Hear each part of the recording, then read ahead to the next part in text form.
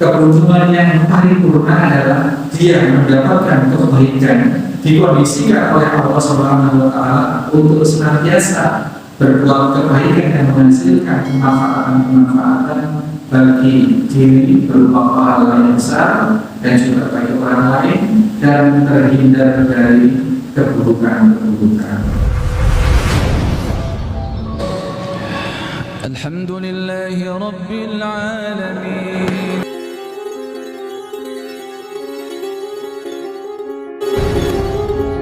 Bismillahirrahmanirrahim. Assalamualaikum warahmatullahi wabarakatuh. Waalaikumsalam warahmatullahi wabarakatuh. Innalhamdulillah nahmaduhu wa nasta'inuhu wa nastaghfiruh wa na'udzu billahi min shururi anfusina wa min sayyiati a'malina. Man yahdihillahu fala mudilla lahu wa man yudlil fala hadiya lahu. Asyhadu an la ilaha illallah wahdahu la syarika lahu. Asyhadu anna Muhammadan abduhu wa rasuluhu la nabiyya ba'dahu. Allahumma shalli wa sallim wa barik ala Muhammadin wa ala alihi wa sahbihi wa mawalah. Memperbanyak kebaikan. Rasulullah SAW pernah memberikan petunjuk pada para sahabat. Udulukum alama yasallahu bihil fadaya. Maukah kalian aku tunjukkan satu amalan yang apabila dilakukan maka Allah akan mengangkat dosa besar, wa yarfa'u bihi darajat, dan menambah derajat, menambah pahala-pahala. Kemudian para sahabat menjawab, "Bala ya Rasulullah." Tentu kami mau ya Rasulullah. Apa itu? Yang pertama, isbahul wudu'i ala manakani, menyempurnakan wudu di saat-saat yang sulit.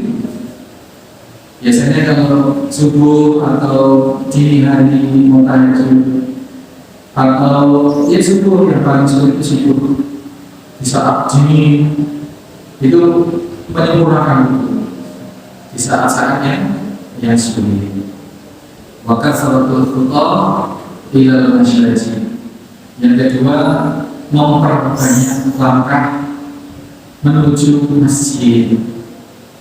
Jadi langkah, setiap satu langkah dihitung pahala, dan setiap satu langkah dihitung menggugurkan dosa tadi.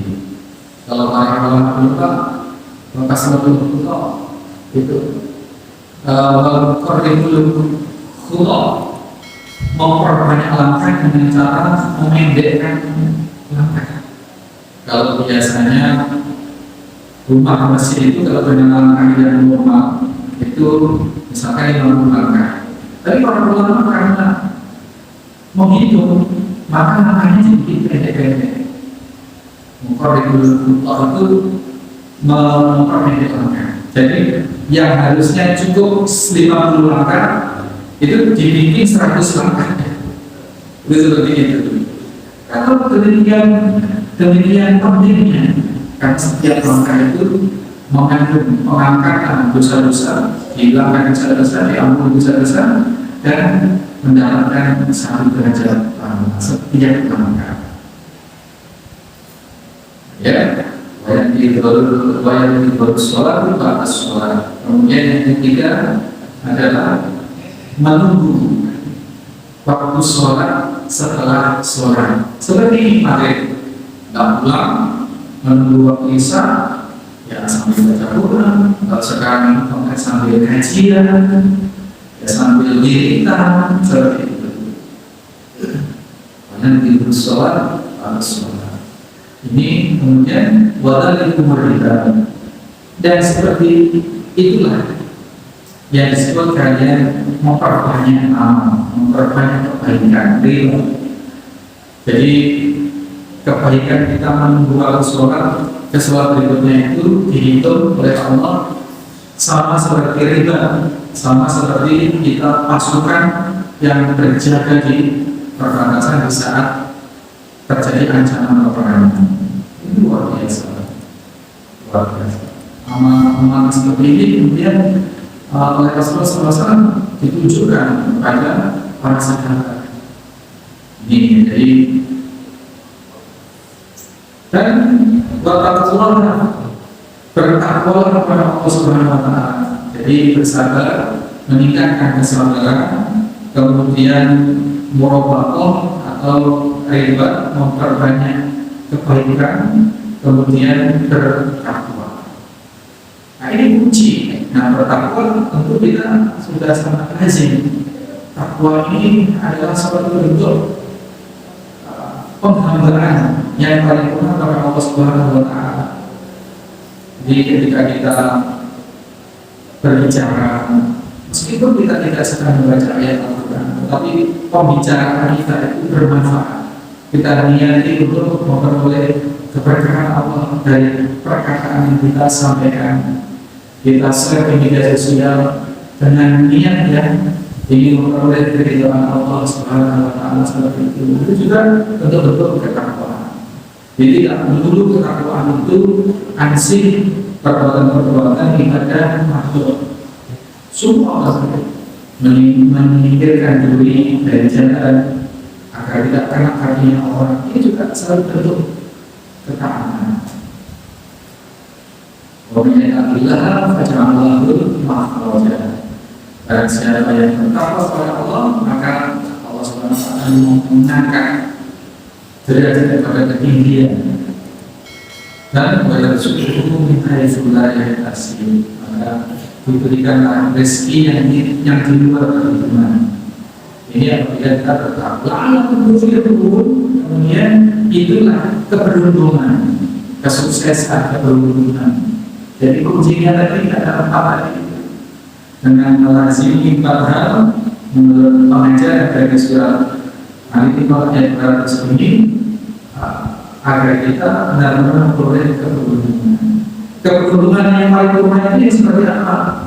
Keberuntungan yang paripurna adalah dia mendapatkan kebaikan, ditambahkannya pahala kebaikan, dikondisikan oleh Allah Subhanahu wa Ta'ala untuk senantiasa berbuat kebaikan dan menghasilkan kemanfaatan bagi diri berupa pahala yang besar dan juga bagi orang lain yang akan mengalirkan pahala juga bagi kita dan terhindar dari keburukan-keburukan. Qadarullah, Allah itu mengkondisikan kita untuk tidak sempat ghibah, untuk tidak sempat mencuri, untuk tidak punya anak-anak untuk minum minuman keras. Ini kita tahu oleh Allah. Kita itulah alat untuk keberuntungan dunia dan akhirat. Yes. Assalamualaikum warahmatullahi wabarakatuh.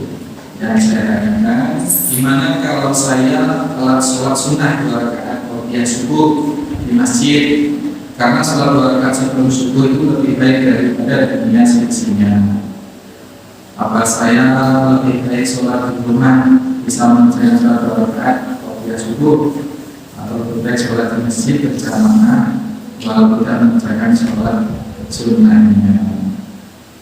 Waalaikumsalam warahmatullahi wabarakatuh. Jadi sholat fajar lebih baik dari dunia dan seisinya, betul. Dan sholat fajar ini perlu dipahami bisa berarti sholat qobliyah subuh, dan bisa juga sholat apa saja, sholat 2 rakaat, sholat sunnah 2 rakaat yang masih di dalam waktu subuh. Ini menunjukkan permasalahan itu. Jadi asalkan waktu subuh itu belum habis, maka sholat sunnah 2 rakaat ini masih termasuk sholat fajar.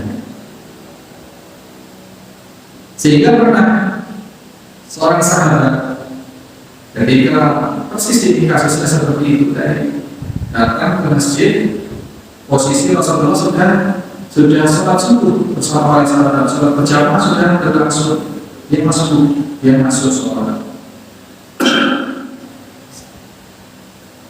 Kemudian setelah selesai sholat subuh, sahabat ini kemudian sejenak berdiri lagi sholat 2 rakaat.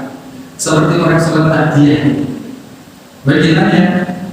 Para sahabat yang sudah heran, nggak ada sholat takbir subuh. Ini sahabat ini kok sholat sunnah?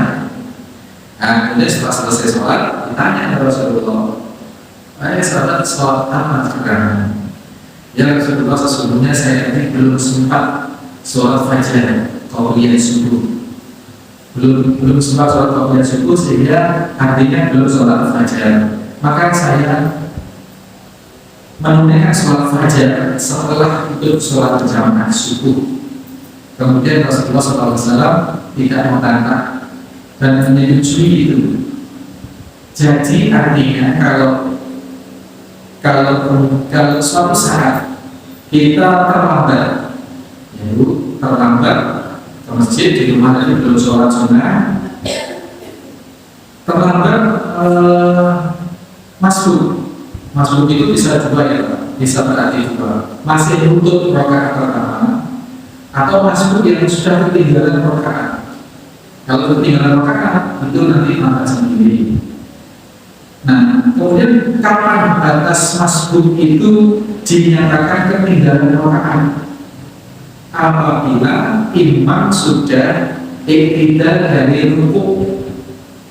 Jadi kalau Bapak Ibu misalkan datang masuk ke masjid mushola, imamnya masih rukuk, langsung saja takbiratul ihram Allahu Akbar, langsung ikut rukuk.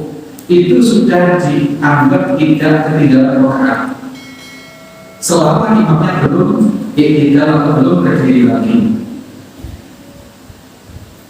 Dan seandainya imamnya sudah berdiri lagi, sudah ketinggalan rakaat, tidak usah nunggu imamnya kemudian rukuk, sujud, kemudian berdiri baru tidak perlu. Langsung saja tetap takbiratul ihram. Kemudian kalau imamnya tak sujud, ya langsung sujud.